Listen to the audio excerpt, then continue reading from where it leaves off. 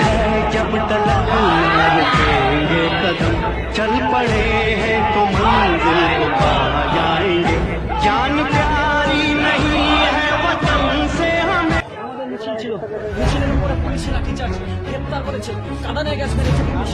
আমাদের শূন্য পদে স্থায়ী নিয়োগ করতে হবে, বেকারদের কাজ দিতে হবে, বিভাজনের রাজনীতির বিরুদ্ধে আমাদের লড়াই ছিল।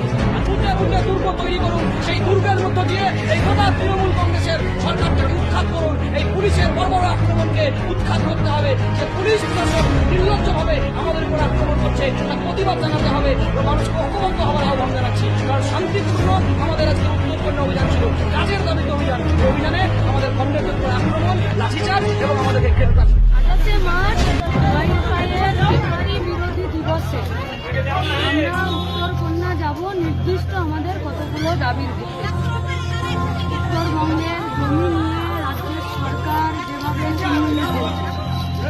নেশাকে লোকের বাড়ির উঠোনে জায়গা করে দিয়েছে, আমাদের গোটা রাজ্যের সাথে উত্তরের 7টা জেলাতেও স্কুলগুলো যেভাবে ঢুকছে, আমাদের